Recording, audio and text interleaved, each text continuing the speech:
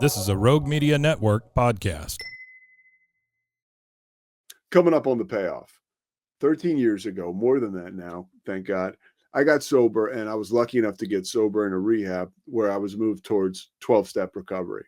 And it absolutely changed my life. And it was a miracle that I have no clue where I would be without it. Now, of course, sobriety is the major part, stopping drinking and stopping putting stuff in my body that would change the way I felt. But the 12 steps just took me to a whole nother level, and is the reason I am who I am today. All the good parts, at least, that, and of course, sobriety. But you know, in the community of being sober, sometimes it can be like a triggering topic. 12 steps. A lot of times people think it comes with God, and that's too much. And I've always wanted to kind of knife through and let people know, like, hey, like, you don't have to do it this way, the 12-step way, but like, it's a pretty cool deal to try. And for me, it literally turned out a miracle, and still has today, and still does today. So my friend Arlina Allen, who's been sober for 30 years, wrote a book about this, about 12-step recovery, right? And it's a book that if you're curious, it will help you. And it's a resource you could tap into that would change your life if you're struggling with addiction, or if you're sober and maybe you haven't worked a program yet and you're curious about doing so. It's very rare, I could say, that this is a book that will change your life, but it truly will if you are willing to run the experiment. And Arlina Allen is so cool. It's such a gentle, inspiring soul that is very, very cool to have in your life. I consider myself lucky to have her in my life. Enough about me droning on, but you got to hear this podcast and you got to get the book. She tells us all about it. Link to the book and a link to Arlina and all the work she does in the show notes. Coming up right now is Arlina Allen. But first, Kevin Susan.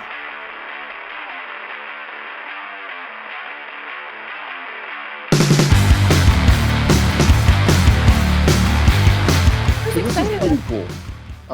I mean, I don't know that I've ever had someone like, it's very cool to have a guest who has written a book, Oh, really? You don't have no. I've had people on who have written books, right? Yeah.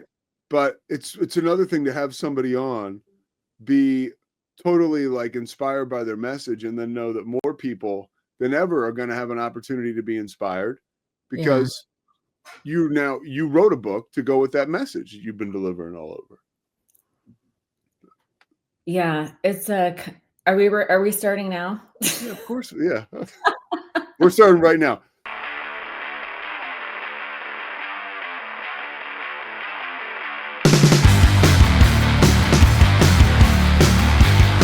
I do want to begin with, having people on is awesome. People have amazing inspiration. And this goes back to like a Mark Cuban thing I heard years ago that I've never forgotten. Just from an execution and business perspective, like, a lot of people have very good ideas, Arlina, but the execution of those ideas are what separate you a lot of times from folks. And now your message of recovery, which we'll talk a little bit about this time to give some context, right? Sure. But you have been able to execute and author a book about recovery, specifically about, going into recovery, what we get out of it, right? Step work, correct?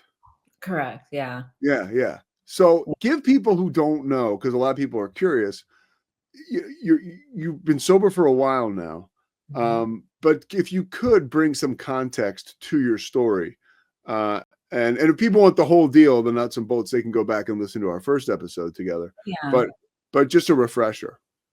Yeah, I can say, I think what sort of encapsulates it is, I came from a very nice family, people who didn't drink, but I did not grow up with a lot of coping skills, shall we say. Yeah. And it's so funny because I love my parents, but listen, they're human, and they raised me in a time when they didn't have a lot of the information that we have today, right?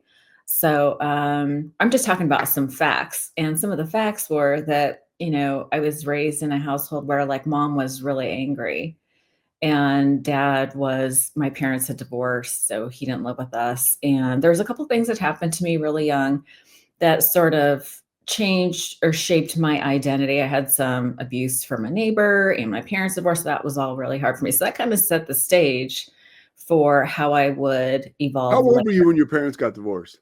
I was 7. Yeah. Okay. That's tough. That's a tough age.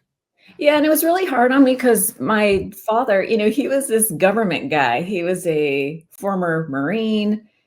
He was like an officer guy and worked for the government. Actually, at the end of his career, I have no idea what he did because he was like a security clearance guy. So Yeah. I couldn't even Yeah. tell you. I couldn't even say what he did. Um, but my mom, so I was raised with my mom and my sister, and my mom was stressed out and she had no coping skills, so she didn't know what to do with us. So, and the divorce was Sounds a really lot like my mom. Yeah. yeah, Yeah. yeah. Yeah, I had big feelings and she just didn't know how to manage that, and so I feel like she used anger because her anger was big, and it was either fight or disappear, like shrink back. Yeah. And I had a sister who was the one who shrank down, and I would more often than not be the fighter. So, yeah, we didn't have a great relationship, and in the beginning, we ended up having a great relationship, but all this to say that it really living in that environment shaped my identity, and my self-esteem was actually really low, so low that when I was about 10 years old, that's when I started drinking. Like, not Yeah. every day, obviously, but my first drink, I'll remember it like it was yesterday because, part of it was, like, being naughty. Like, mom went out to dinner, my sister and I were left home alone, and I was like, "Ooh, I'm gonna do something I'm Yeah. not supposed to do." Yeah. That anticipation of like, "Ooh, something good's gonna happen." And, but I drank that first drink, and it burned my lips. It burned all the way down, and then when it hit bottom, like, this warmth spread through my whole body, and I didn't actually realize how bad I felt until I had something to compare it to, Yeah. which was this, like, all the self-consciousness, the self-loathing, like, all that was lifted, and all I felt was, like, euphoria. I always say it was my first spiritual experience, Arlena. It really was. Like now, living in the world, trying to stay in the world of the spirit, right, and being a spiritual Yeah, person. Um, yeah, that was my first because I'd gone to church, right? I had yeah, prayed. I same. had. I love sports, and got some charge from that. But like this was where it was at. It was abnormal the way it made me feel. It was a transitional experience, like the Wizard of Oz. Like I drank and my life turned to Technicolor. Oh, yeah, that is Yeah, such a good way to put it. yeah, Yeah, yeah. that And was so it. you're explaining the same exact experience at 10 years old. Yeah, and I have a feeling it was even younger than that, but it sort of breaks my heart. Like, I have kids, and when my kids were the age I was when I first started drinking, I was like, "Wow." At that age, I felt the need to change how I felt. I was so sad. Yeah, I was so, like, in so much emotional pain that I felt the nee and you're right, it is a spiritual experience. It's by no mistake that they call hard alcohol, they call them spirits. yeah, Right? It's yeah. like there's no mistakes there. But, yeah, I mean, I obviously didn't become a daily drinker at 10, but I drank every chance I could get, But and you ultimately did. I mean, you put it like on paper, right? Like your life looked. You yeah, had it together. For a while until you didn't. And I can remember part of your story. It's you're at bars and around. Just in situations that the woman I'm talking to today just does not find herself in anymore. And it's not like an overnight experience, but and your that life has totally changed. I can literally talking to you now. I can yeah. see the sunlight of the spirit like coming through you. Oh, thank You know, you. and how long are you like sober? How long ago was your last drink? I almost hate to say it because I feel like people are gonna be like, "Oh, I don't relate to her." And let me let me just say that it doesn't matter how far down the road you go, we're kinda Mhm. still the same distance from the ditch. And, and I would explain that by saying, No matter how far down the road you go, you're kind of still the same distance from the ditch. I love that. yeah, I Yeah, didn't come up with that, that's not mine, but that's that's one of the we things that we learn in these recovery rooms, right? It's like mhm. these little sayings that make sense, and the thing is I've come to understand that our brain operates on something called the default mode network, which is like your brain's operating system, and it's developed in childhood, right? So all the events that you have in childhood shape the way your neurology develops. There's this great book called What Happened to You, which is just a slight turn of phrase from what is wrong with you. Yeah. It's like a very compassionate look, but it was written by a doctor who studied children with trauma, and what Oh, is he this the dude that wrote the book with Oprah? it is, yeah. Yeah, I've not listened. I listened to books. That is an amazing book. I mean, I don't read them. I listen to them. Amazing. Yeah. Yeah. There's something about understanding the physiology from a science through the science lens that makes it impersonal, right? Because I Yeah. felt so bad about who I was that when I started looking at all this through like the science lens, it was like, oh, it's not just me. It's not personal. It's Yeah. just the way that our physiology and neurology develops. And so we have this default. So my default under stress is to isolate, it's to avoid pain. It's like all the things that we do to really try to manage our feelings. And I'm no exception. And this default is something that sort of we fight against for the duration, right? I've been sober Yeah. for 30 years to answer your question. So I've been sober. So I've been sober a long time, Yeah. but I am still working with this default. And like everybody understands, like you could go to the gym for every day for a year and be in great shape. But if you stop going, your body goes back to default. Mm-hmm. And Yep. so our spirituality, our sobriety, our And mental, by the way, I'll interject. It's harder to go back. it is. You know, Yeah. when your body Yeah. goes back into default, it is harder to get back because that becomes just you're closer to the ditch, right? Yeah. Than you are to that feeling of fulfillment. True. Although I'm sure I wonder if you've noticed this too, like maybe sort of drift away from your practices that help you to feel good, and then you recognize it and you go, I need to get back on the path. And then you start Mhm. doing the things, prayer, meditation, connection, whatever exercise, whatever it is your thing, you quickly start feeling better. It's that initial inertia of overcoming that. And we're going to talk about some internal resistance stuff because I'm obsessed. I can't stop talking about it. Yeah, yeah. Oh my God, I think I found the solution I've been looking for 30 years. But you're right. Like once you sort of, we see this in people who relapse, that it's harder to come back and stay. Yeah. And I think there is an element of shame that is new, like a new source of shame that we shame ourselves. It's like I knew better. I should have done it different. Like just because we know better doesn't mean that we can actually do better because we have internal resistance. Mhm. And that's one of the things I write about in the book is how to, what is recovery resistance and how do we overcome it so that we can actually take action on the knowledge that we already have. All right. So Arlina Allen, if you the reason I say the full name is because if you want the full context of her story and her road to sobriety, I really urge you to listen to that. But today, the primary purpose of this conversation is to discuss more about or to discuss the book that you wrote and to get into some of the solutions that are provided in that book. Reason that you wrote the book. Let's start there. What moved you to do this? Because again, everybody's got great ideas, but Yeah. so few of the people execute the ideas. So what moved you to navigate all that BS to get to the other side where you're actually sitting there writing and then you're eventually finished? Yeah. Well, you're in the recovery space, so I'm sure that you can appreciate how much misinformation there is about 12-step. Yeah. And, I interview people as well who are 12-step oriented, people who find recovery on alternative paths. And I just want to say up front, all paths to recovery are valid. However, the title of the book is a 12-step guide for skeptics.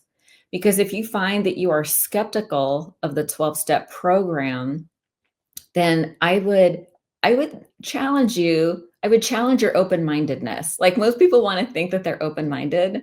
Yeah. Yeah. We Right? always like to, yeah. Oh, yeah. We all want to think that we're open-minded, But if you're not willing to consider new information, context, and perspective, which is what the book is about, I don't know how you reconcile that. But the reason I wrote the book is I would interview these people, and I always do a little pre-screen like, hey, are you 12-step oriented? Because some people are sensitive about how they share because of the traditions of the 12-step program, maintaining our anonymity. And so when people say no, I can't help myself. I have to be like, well, why not? And I have yet to hear a valid reason not to do the steps. Okay, let's go. Yeah. I agree. I'm a people pleaser. Okay. And so the 12 steps are how I did it, right? Yeah. And I want this place, like where I do this podcast and this show, like to be a space for anybody, much like you have for yours. I mean, you're the OG doing this, by the way. How many years with your podcast? 8.5 years. 8.5 years. Okay. Which, by the way, all that info will be in the show notes. Like if you want to listen to Arlina's podcast, but like, so you have to have an open mind and welcome people from all walks of recovery, at least for me. Right. Yeah. But I swear I don't judge, but I have a yearning to share the 12 steps with people who are like, not for me. I'm like, and I don't ever want to come off like somebody who's being holier than thou, but there is, you talk about it, you sense that resistance. So I kind of got off track, but I totally relate with what you're saying. Totally. Yeah. And listen, so right up front, I just want to say that if you tried 12 steps and you've rejected it, I want to offer you some empathy and compassion, right? Like it is very difficult to find yourself in a vulnerable place and to do something super scary, like go to a 12-step meeting, only to find that some of the people there are possibly judgmental or it's not a fit for you for whatever reason, and you come to the conclusion like this isn't for me. Yeah. But that is a sign and symptom of recovery resistance. And so the 3 tenets of the book is, I'm not saying that this way is the only way by any stretch. I'm not saying that if you do it, you'll stay sober forever. I'm not saying if you go, you have to go for the rest of your life or you'll die. Because you'll hear some people saying things that sound like that. That's not actually true. But the reason I wrote the book is because there's no reason. The 3 tenets of the book is there's no reason not to do it. The 12 steps are a worthy endeavor. And I'm not saying only do that. I'm saying do that and whatever else you want to do. Yeah. But it's definitely a process that if you can navigate some of the main hurdles, main challenges, the benefits are amazing. The benefits are so good. It's really hard to describe. It's really one of those things, and I heard this in the rooms about run the experiment. I'm not asking you to trust me. I'm not asking you to trust Pete's experience. I'm saying take some suggestions and run the experiment for yourself to have your own experience. One of the things I really want to call out is that the program and the meetings are separate things. A lot of times people confuse the community with the process. Oh, yeah. I just want to call out there different things. And can we just have some compassion for the people who go to these meetings? Because, we go there, this is not exactly the hotbed of mental health. We go there because we need some help, right? Like we're struggling with some stuff. We need some help. So we go there and we find solutions. We get all excited about it. And we think everybody needs to practice this way of life. Yeah. I'm actually no exception. Yeah, me neither. But I appreciate you saying that, because it's just not, it is not the mental board of health in there. It's not. And by no means does it say anywhere on the wall or that it is, it's not, we don't operate under that assumption. Yeah, no. And so this book is sort of like a guide. It's like, here are some things you need to know if you're considering doing it. There's some pros and cons, right? There are some challenges with the program. I wouldn't say that it was perfect. I got a couple questions for you. Sure. With this, so the first one, because I run up against this myself, and I'm still, I honestly, and I've been sober for more than 13 years now. And so like I've been around it, right? Yeah. But I ask you this question, honestly, looking for an answer. What about people who are like, God is off the menu for me? Like, so right away, you're talking about step 2. Like, okay, where do we go from here? Like when you talk about people accepting these opportunities, because that's what they are, the steps. Yeah. How do you navigate that? Well, it's interesting. I interviewed this friend of mine from back home he's probably been sober for 40 years by now, but he's an atheist, a staunch atheist who loves the 12 steps. Yeah. And I was like, how do you reconcile that? And he's like, I believe in principles. And so there are principles behind every step. Like the principle behind step 1 is about honesty. Like everybody can get behind the values, positive values, right? Honesty, integrity, service, surrender, like there's all these values. So people can get behind values. And these are typically, if you are open to spirituality, these are also attributes of like a higher power. Yeah. Like they're all in alignment with behavior. And so even if like I remember this gal came to the house one time, my son's college roommate, and she had talked about having a drinking problem at one time, but she didn't want to do this 12 steps because she thought it was religious. And I will not argue that if you are a Christian, that this will be easier for you.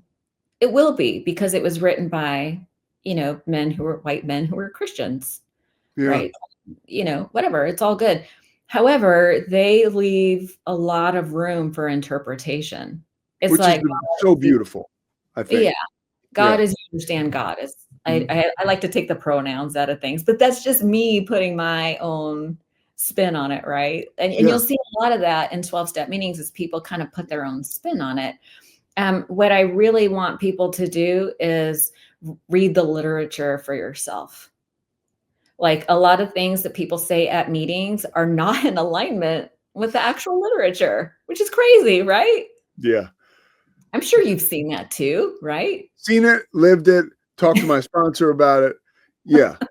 I mean, yes, because sometimes it's so easy to go to a meeting and have one person who is, just not aligned, take the floor and say all kinds of stuff. And you leave there and that person becomes now your only representation of what the program is about. And if you're sick enough, like I was, Arlina, where you hang on to moments like that so you can go out and drink more, that's where it gets scary. Like, okay, let me cling to that because I don't now it's an out for me. Right? Yeah. Like, yeah. So that's the recovery resistance I'm talking about. Yeah, So let's go. Yeah. We have to go into this with this mindset of, oh, my brain isn't going to like this. My default is like your default mode network is very tied to your identity.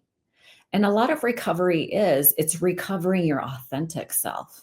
It's recovering your whole self, like the good parts and what you think of as the bad parts. Right. And so I sort of lost my train of thought. No, we were talking, I love it. Recovery resistance.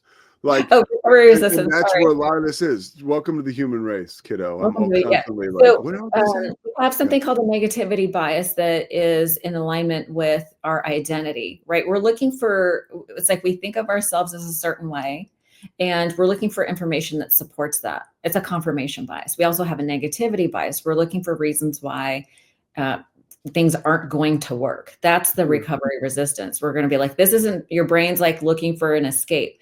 So people go to a meeting, maybe they hear somebody talking out the side of their neck and they're like, oh, if this was what AA is, I don't want any part of it. Yeah. Right. And so that is your recovery resistance looking for an excuse to leave. So I'm just saying, be aware of that. How do you handle that? Yeah. So a lot of times this shows up when people get triggered. People get upset and they're like, F this, I'm not doing it. I'm out. And I would argue that if you like, being triggered is not a bad thing. Anger is a sign of an unmet need. And if you can just pause for a moment and try to deconstruct what's underneath that, that's where the wound lies. That's Yeah. what needs healing. Right. And the reason that we work in partnership with people in program is because when we are emotionally charged, emotion will color your perspective so that you can't see clearly. And I always give the example. It's like, Pete, I'm sure you've had people come to you, a buddy that's like, hey, I'm in this relationship and this is how it's going. And you being unemotional and objective, you can clearly see what the issue is, Yeah. Oh, yeah. but they can't see because they're in it. You Well, cannot. and I have my own experience of being in it before, where I know clearly that I'm not seeing clearly. You know, you just can't, and that's why we share this stuff. You know, Yeah, and there's that saying that you can't read the label from inside the jar. I've never heard that. I Isn't love that that. great? Like, when we are Yeah, in emotional turmoil, we are inside the jar. Emotion colors your perspective, and you cannot see objectively. That's what we want, is objective perspective. yeah, And so, over time, if you do decide to get involved in the program and you don't trust people, I would say that's actually a good thing. But what you can do is take suggestions. But there's a lot of people that will give a lot of advice, and I'm yeah. saying take that as suggestions and then run the experiment for yourself so that you can come to your own conclusion and have your own experience. There's no You one. mentioned something. You mentioned something real quick. I want to get this in before I forget it. I have come. You know, they talk about almost like the promises from working the 12 steps, Yeah. right? And I do live in a world where when I have that anger, right, I can say, and I will lose my shit. Like, hopefully it stays in here though. And if I can get from my heart to my head and be like, okay, I'm feeling this way because I have a need that's not being met. You know, Yeah. let me uncover that and go through all of it. Like, when I get angry, Arlina, I know, and it is 1,000% thanks to this program. And sometimes I think I take it for granted. I know why. I know there's something is wrong with me. I know, like they're just true. That's how I roll, and that's how my accountability rolls. And it's 100% thanks to the 12 steps. Yeah, and I would just like And to. that's not my default, right? Yeah, I wanna tweak what you said. It's like, you said, "What's wrong with me?" And I just wanna offer a little compassion to that voice. It's like, "Oh, when I'm angry, there's something wrong with me." 'Cause that a lot of the literature is like, "Oh, there's a spiritual axiom. Whenever I'm upset, there's something wrong with me."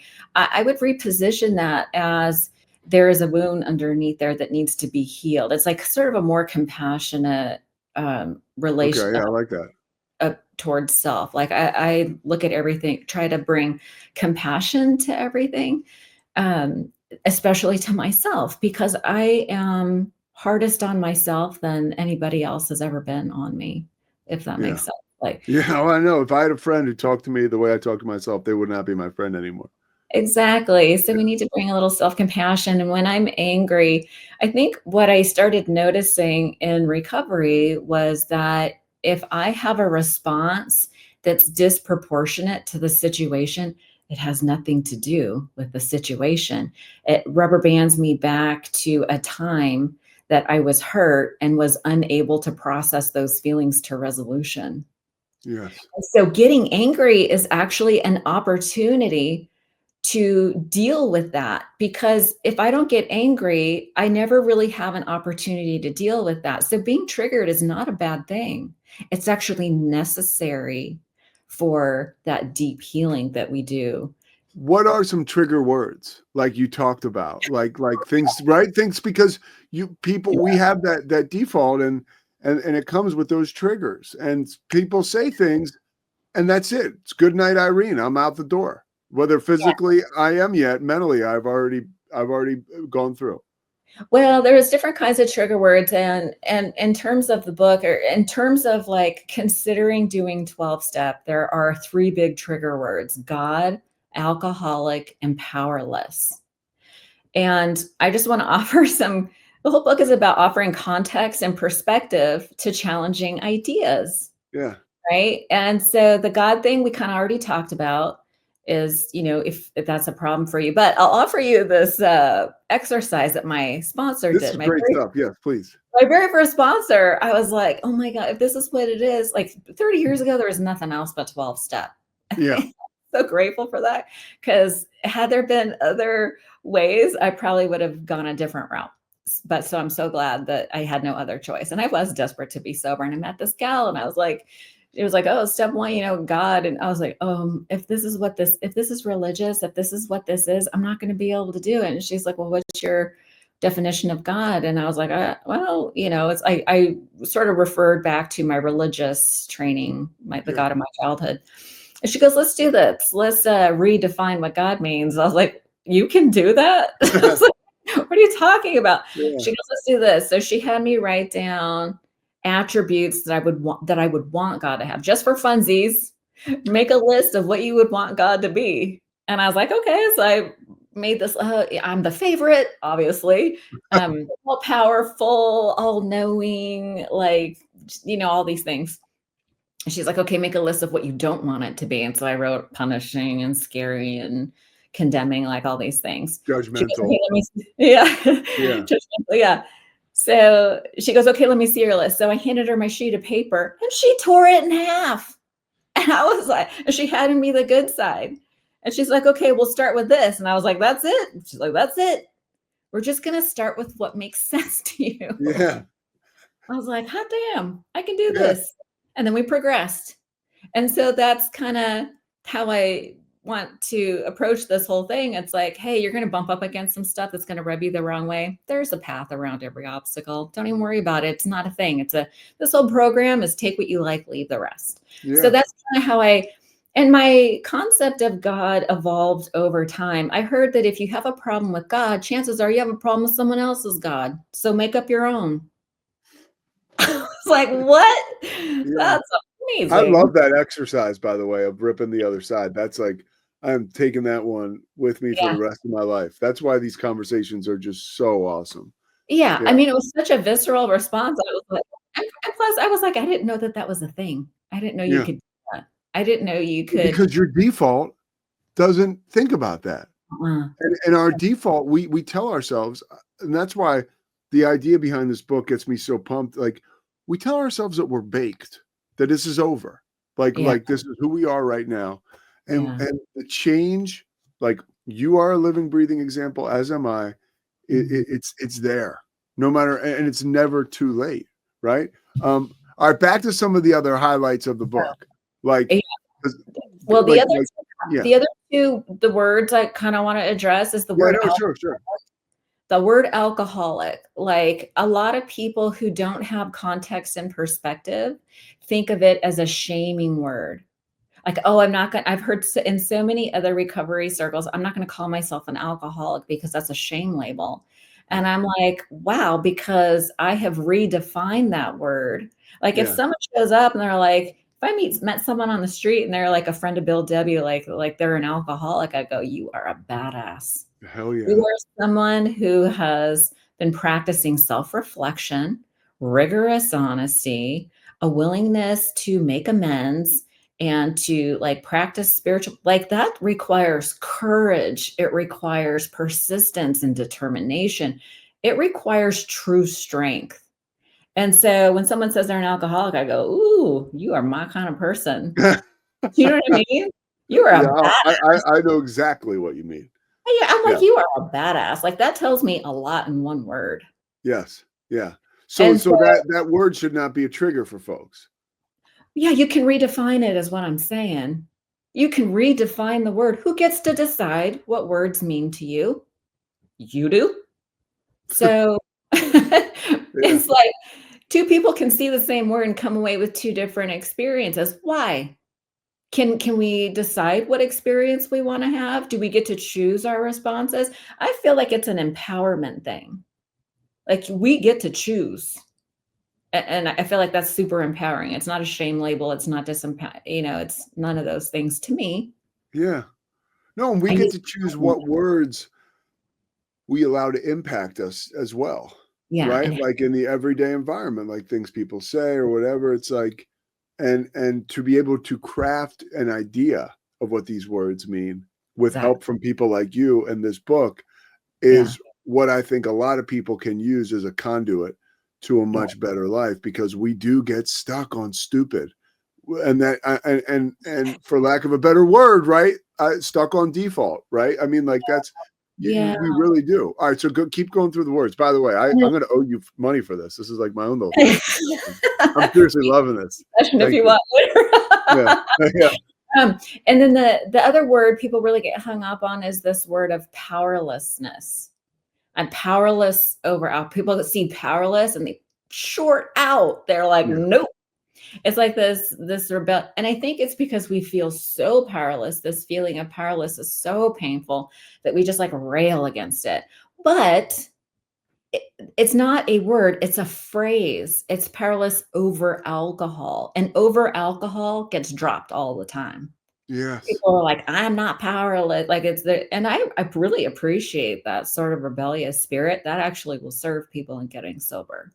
Like I say, foster that idea, but let's do it with some. Yeah, you can still be a badass. You know, like that's It's powerless. Nobody's asking you, for lack of a better word, nobody's asking you to be a patsy or roll over. You know, like yeah. Mm-hmm.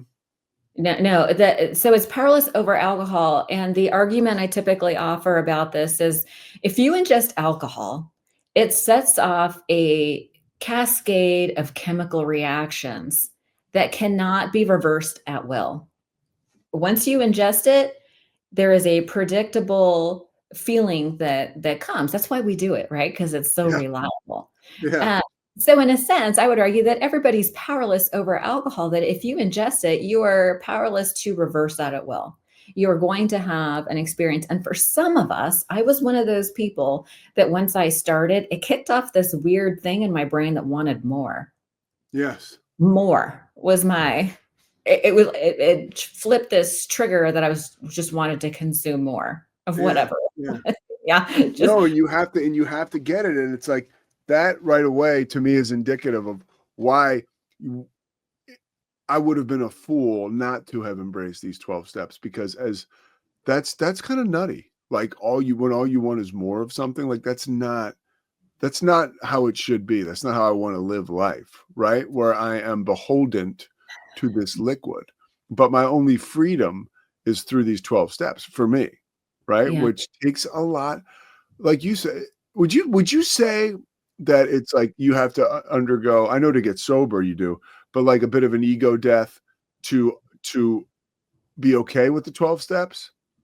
Well, what I would say is it's about a lot of recovery is about finding who you really are. And I think if your identity is so centered around drinking that you actually don't even know who you really are. Yeah. Because it's that spirit will move you. The spirit will move you to do some weird shit when you're drinking. Like those spirits will definitely, that spirit. Yeah. And so it turns out like, I remember somebody asking me, it's like, oh, what did you learn about yourself once you got sober? And I was like, I thought I was stupid. Turns out I was just stoned. Yeah, it's very true.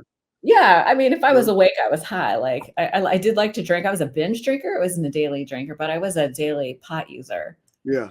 Right. So if I was awake, I was smoking weed like all the time.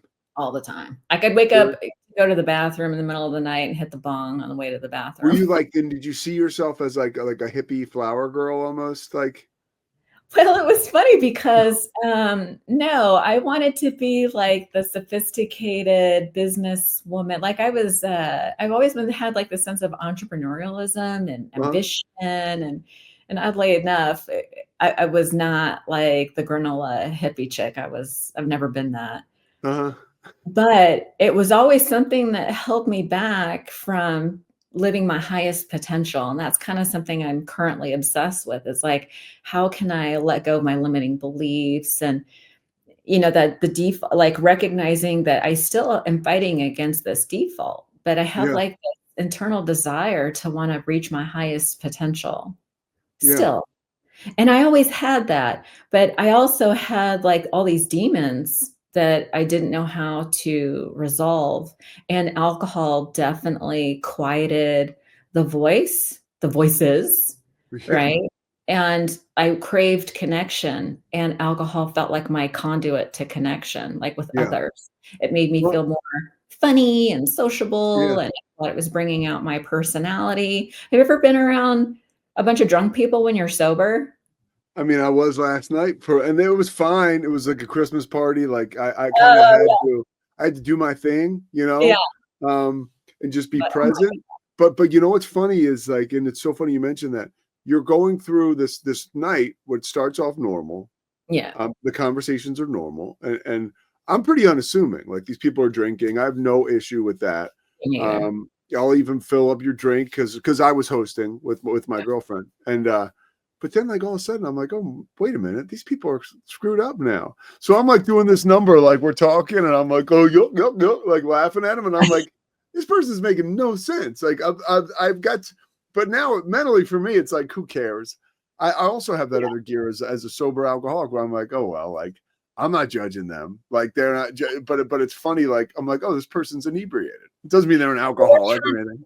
Have you ever Yeah. had that, like, realization, like, "Oh my god, this is how I used to be. I thought I was so funny and charming." Yes, you're exhausting, is what Wasn't. you are, and that's before you turn into a disaster. Those are my memories of myself.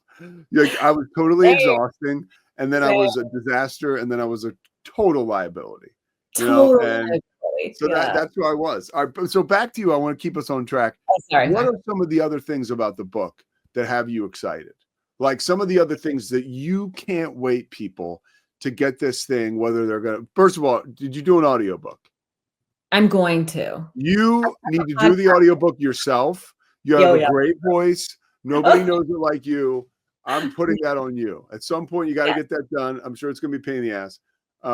But like that, I can just feel that. I can't wait to listen to it because I'm a big yeah. audiobook guy. So, Me but too, to what be are honest. some of the things you're most excited about people taking with them from this literature, from this experience, from this audiobook for some of us? Yeah. Well, there are so I do offer how I went through the steps, like what actual steps like how I did it, like what was my process, Yeah, and call out all the barriers that I bumped up against, right? And how I got around them. And so I actually call out a bunch of the barriers to entry and how to get around them in the book. So I'm really excited about that because I think if people are like, you know what, I do fancy myself a critical thinker. I do feel like I'm open-minded. Let me just give this thing a second look. And so there's a lot of that context and perspective where I think people will go, "Oh, okay, I can get all the benefits without the BS." Right? yes, Yeah, I'm really excited about that. But the other thing it's because I true. I want people to have like this amazing experience that we've had. Like the process of the steps is transformational. Like I never thought that I'd be sober for 30 years. I couldn't Yeah, make it to noon without a bong hit at one time in my life. yeah. Right? I never thought I'd be able to get married without champagne. It's not a thing. Anyway, I did. But I No, think that there's so many things, barriers, right, that kept early, me from getting sober. I'll never be. You have this idea of what society is like and how it's important that you fall into this category in order to make whatever work. yeah, It's a total lie. And it's on the other side of that, we get these steps and we get this experience that I mean, now I'm living in Technicolor for real, right? yeah. Like as what I said earlier, like really, it's like the real connection, the real like conversations like this, like people like you in my life who are creating books, like that are gonna put it out there for people to better their lives. Like that is amazing. That's the real like shit that makes me feel next level. You know? And what's so exciting about all this is that sobriety is just the beginning. Yeah. It's just the beginning. And turns out that once we get past like cravings and you start to heal that really deep core trauma, it's like suddenly every dream that you ever had becomes an actual possibility, like Yes. a real legit possibility. You want to write a book, you want to get married, you want to create a business, whatever. Like that's when this stuff really becomes a possibility. Yeah. And I got to tell you, I was telling you before we started recording that I'm obsessed with this idea of resolving internal resistance. And when I was writing the book, like writing a book is hard. It was Yeah. hard to like go back into my past and sort of relive all this stuff and just try to make all these ideas make sense through like this lens of compassion, because I know that recovery is hard and some people have had bad experiences. And so I'm trying to really come at this through this lens of compassion. And while I was writing this book, I started writing about recovery resistance. And I got to tell you, Pete, this flowed out of me. Like it didn't feel like it was coming from me. It felt like Yeah. I was just in flow state. Yeah. And I've since realized that lack of information is not our problem. We already know exactly what to do to make our lives beautiful, exactly the way we want it. But we don't there's like this knowledge action gap, and that is internal resistance. And so there is a process. I learned this through internal family systems, IFS for short. It's where we begin to identify that I might have a part inside me that's really ambitious and wants to get stuff done, but I also have a part in me that is afraid of success, afraid of failure, like fear-based, right? It's like I want to be seen. I'm a podcaster, right? It's like I want to be seen and heard, but I don't want anybody to see me or hear me. It's like, what if they don't like Tell me? me about it. Yeah.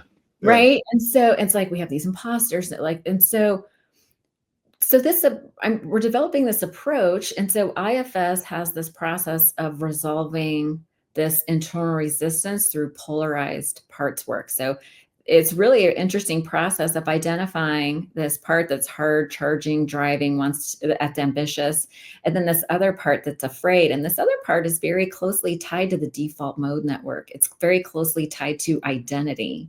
Yeah. And this is what we're like working against. I feel like those of us in sobriety who've been sober for a while, we often have these negative repeating patterns. And I propose that it's because of this internal resistance. And through this process of working with your polarized parts, you're actually acknowledging and validating that both these parts have a positive intention for your life. They both have wants and needs.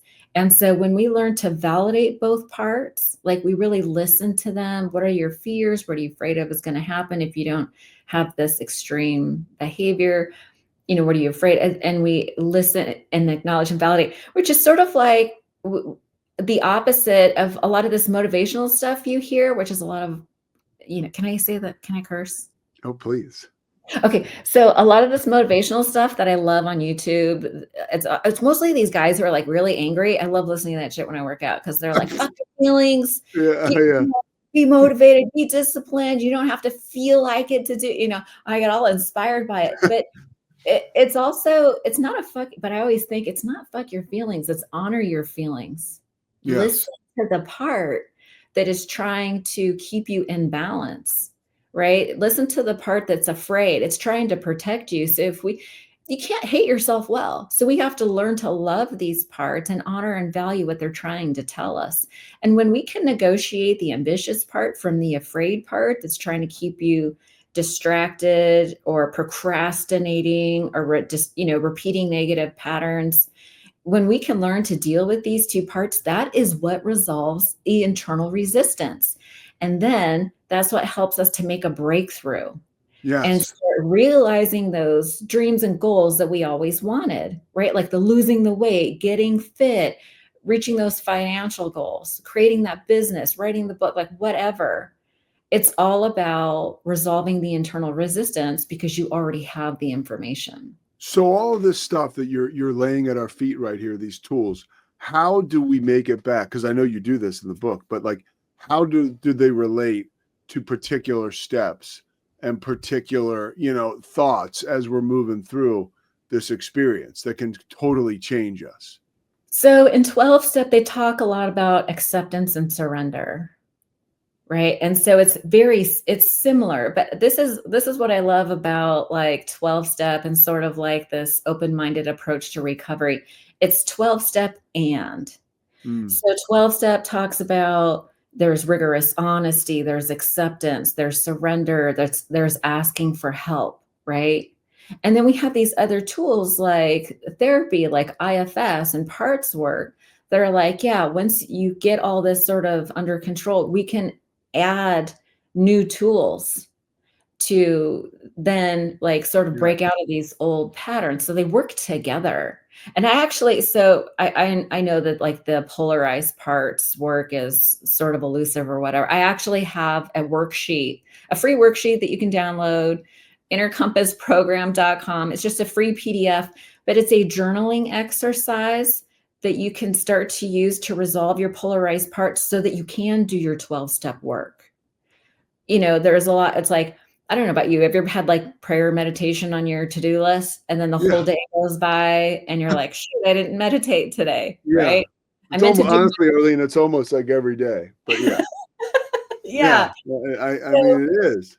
I would argue that you have a part that is distracting from that meditation because there is a part that feels it's very difficult to sit with ourselves. As those of us in recovery, it's hard. It's hard to sit with our feelings. We want to distract, so we procrastinate and distract and do. And so at the end of the day, we're just like, shoot, I didn't do that thing I said I Why is was. it so hard? It's the internal resistance. It's not in alignment with our identity. The best predictor of future behavior and survival is past behavior.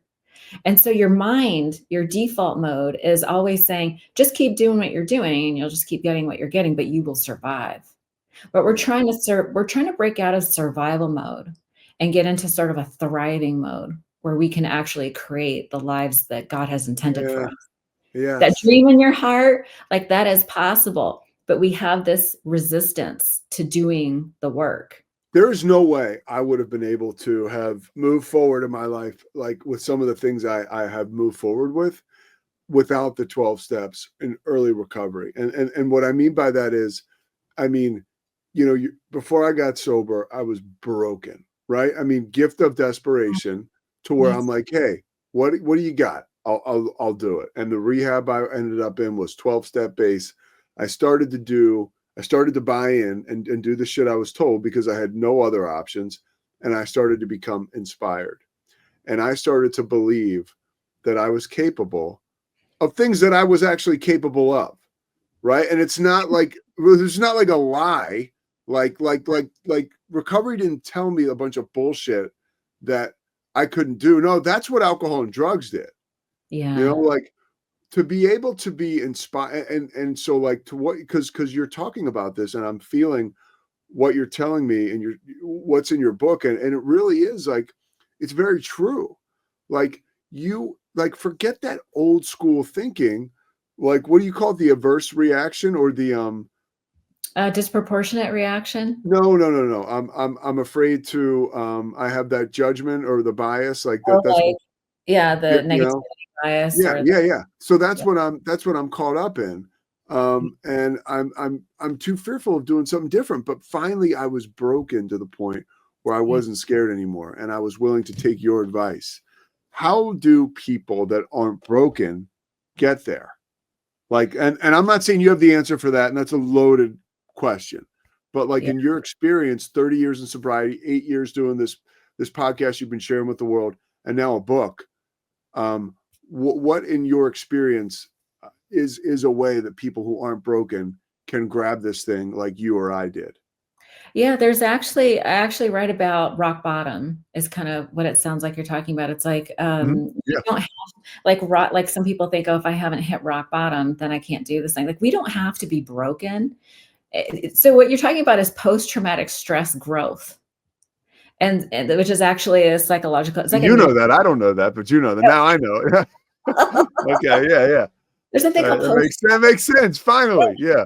Yeah, you hit rock bottom and then you decide my way is it's sort of like a moment of clarity when your denial is broken. You're like, my way's not working. I have to try something different. It's like when you suddenly become truly open-minded. Yeah. And that's when things can occur. I would argue that rock bottom is when you decide to stop digging. And I just want, if someone's listening to this, I just want you to know that you have suffered enough. You have suffered enough. You do not have to continue to suffer. You can make a decision to run the experiment for yourself. I'm not asked, like I was saying earlier, we're not asking people to trust us. We're just saying we have some suggestions. Run the experiment for yourself. That's deep. I love that. Yeah, because a lot of times I don't know. You know, again, that's why I love talking to people like you. Like I don't know how to word that. Truly, I don't. But like, we're not asking you to trust us. Just run the. Yeah. And which is fair, right? Because you don't know who to trust. Like, I remember when I got sober, I didn't know who to trust. I knew I didn't trust myself. Yeah. Right. So, and a lot of people have had a lot of trauma and they have serious trust issues. I'm not asking anybody to set that aside. And listen, here's the thing. Sometimes people do get broken and they show up totally open. I would say invite a little skepticism. It's like, listen, trust but verify. Trust but verify. Like if you run on the trusting side, trust but verify. Not everybody has your best intentions at heart. Some people have ulterior motives. It's important to trust but verify. So, and I think that when you start taking in suggestions and running the experiment for yourself, you'll start to notice that there are people who consistently show up authentically and who are saying things that actually help you. And then that's where trust is developed. Yeah. That's how it blossoms. And then it does create a sense of safety. And I got to tell you, when I have noticed that when people feel safe, that is when and they feel strong, that's when their stuff starts to come up so that it can be dealt with and resolved. Yeah. I mean, that's my experience, right? I mean, and that's when Yeah. you start to feel safe, you get vulnerable, and then you kind of get moving in the right direction. And you get moving towards those miracles. How did you, speaking of miracles and divine inspiration, how did you write this book so fast? What makes you think I wrote it fast? You wrote it pretty quick. I mean, how long did it take? When did you start? It took me a few years. Oh, okay. It did. All right. Okay. Yeah, it took me a few years, probably 7 or 8 drafts. And the first draft that I wrote, I sent it to a developmental editor. And a developmental editor, it's different than like a copy editor. She's not checking for punctuation. She's listening for ideas. Yeah. And the first draft was so angry. She was like, because I was mad at there's some people in the recovery space, let's say, they present as beautiful. They have well curated Instagram profiles. They are gifted writers. And they're creating this image and they slam 12-step with no real. I love where you're going with this. Yeah. So mad. I would get so mad because I'm so I'm a 12-step advocate. I love it. I do. I love it. Yeah. And it just, I was so angry. I was hurt. I was so hurt that these people with an audience who really don't have any experience. Like, you can be good at marketing and not know what the fuck you're talking about when it comes to recovery. Yeah. Just we see it all. We see it. Yeah. Yeah. Just because somebody is good at marketing and social media doesn't mean you should listen to them. 100,000%. Yeah. And we're living in, and as great as it is that we can use this stuff to pipe out the positivity and the experience, strength, and hope, it's the Wild West out there. It is. Open up your phone and you don't know who or what is coming at you with what and why, but it's right there. And then all we have is this and that. It's just there's certain opportunity there for ideas to get inside your mind that have nothing to do with reality and truth.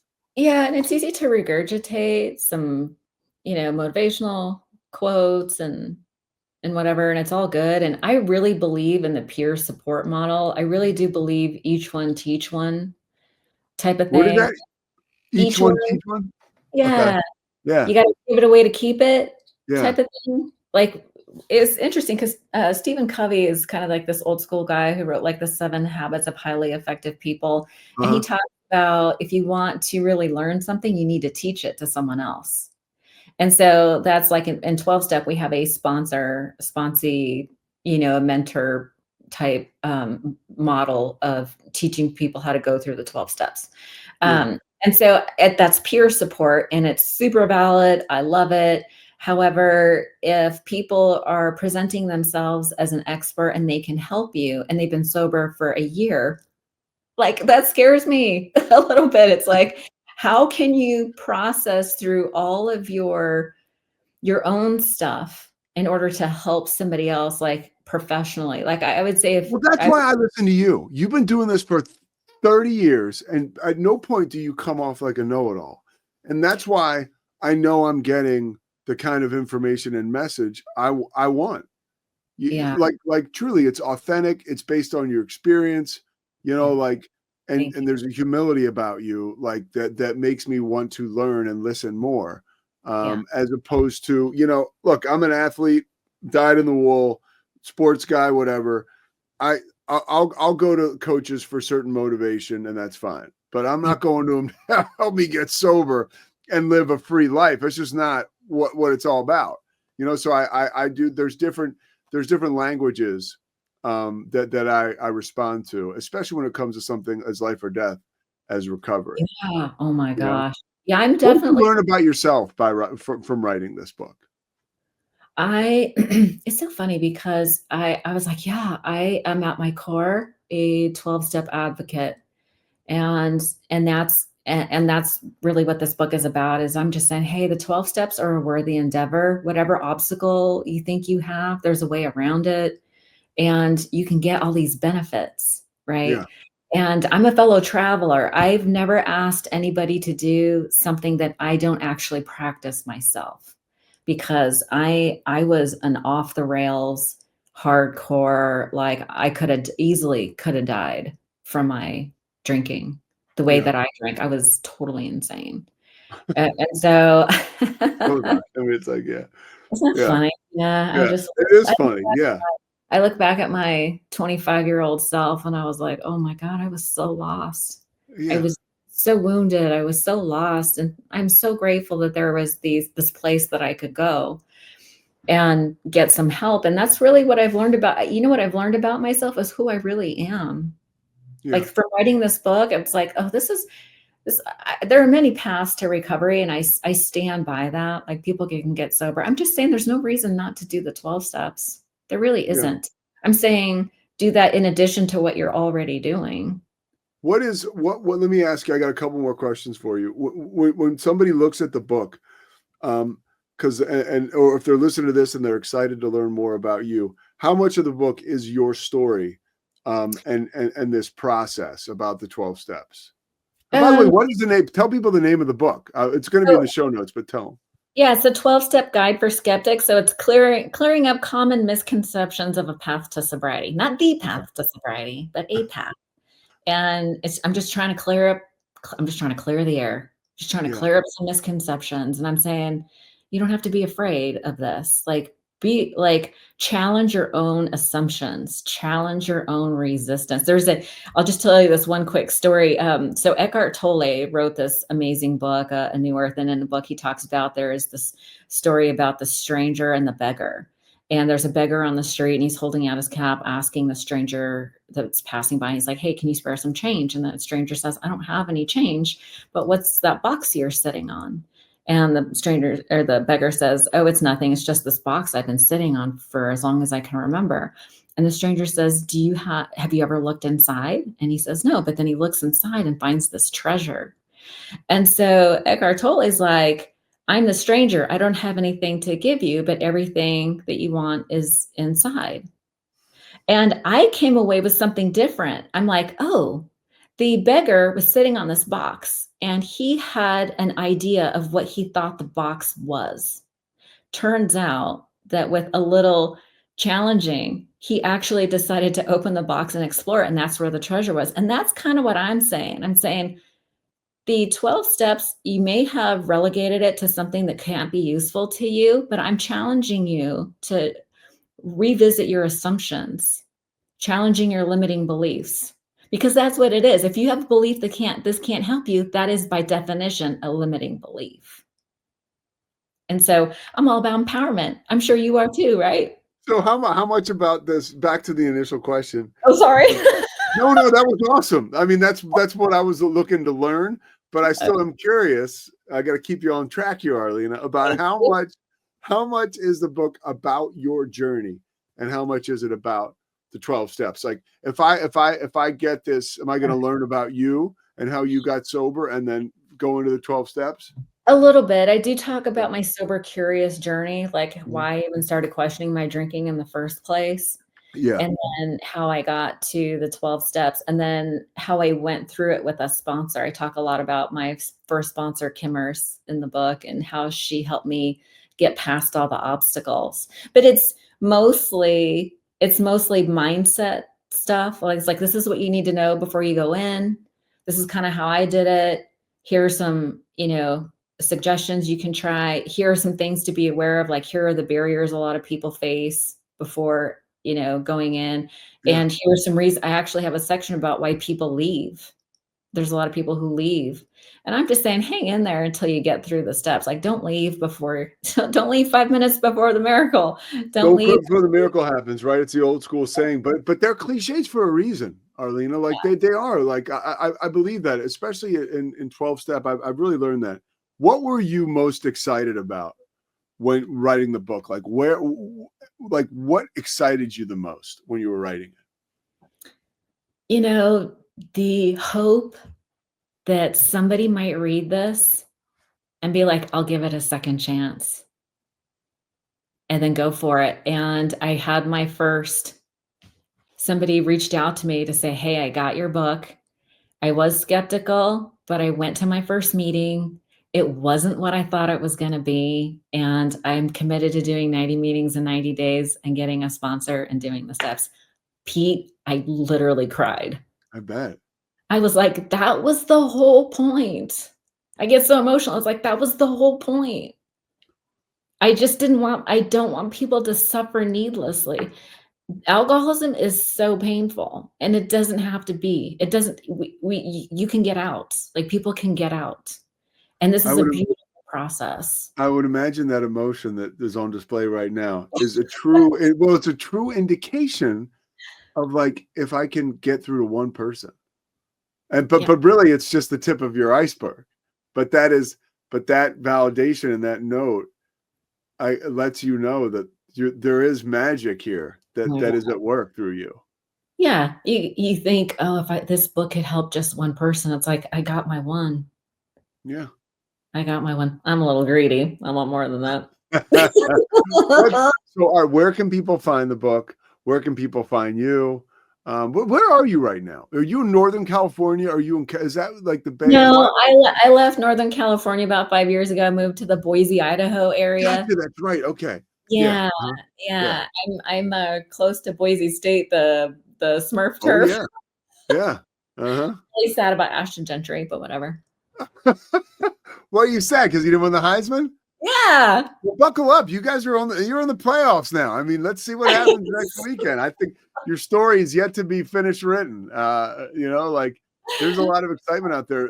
Boise's the best. That's right. I remember you. So you grew up though in, like, Northern California, that area. Yeah, no? Silicon Valley area. Yeah. So I did. So my career wise, I was like high tech. I was an account executive, so I sold network security for like HP and Adobe. Right. Okay. Yeah. I did a bunch of startups and stuff too. So I come from the tech world in Silicon Valley. Yeah. Yeah. Well, so where can people find the book? Yeah. So the book you can find on Amazon. It's the 12-step guide for skeptics, and I can be found. I would say the most useful thing I have to offer at the moment is the download PDF for the exercise on how to resolve internal resistance. That's internalcompassprogram.com. But people can find me at soberlifeschool.com. That's sort of like my hub that has links to the book and the podcast and coaching and stuff like that. And we'll put all that in the show notes so people have it. Yeah. And by the way, after this, you're gonna on Instagram send me your phone number so I have it. I'm always like, where the hell is this? I don't have a phone number, so send it to me. Oh, you don't? Okay, absolutely. Yeah. But I cannot. You do? I think so. I thought I texted you before. Well, text me again because I can't Okay. find it. Okay. But yeah, I admire you. I look up to you. I appreciate being on this journey with you. And it's people like you that change lives. And I, what you're doing is super cool. And I really appreciate you really going through with the process of writing the book. Thank you for that. Yeah, it was my honor. I love spending time with you. Thank you so much for having me back. Yeah, you're the best. And anything you ever need, just reach out. Give me a holler. Sounds good. Thanks, Pete. All right. Thanks, Arlina. Thanks so much for listening to The Payoff with Pete. Once again, I'm Pete Souza. And of course, we are part of the Rogue Media Network. All kinds of good podcasts you can find at roguemedianetwork.com. And of course, you can find this podcast and all those other ones wherever you get your podcasts, iTunes, Spotify, other spots like that. This has been a Rogue Media Network production.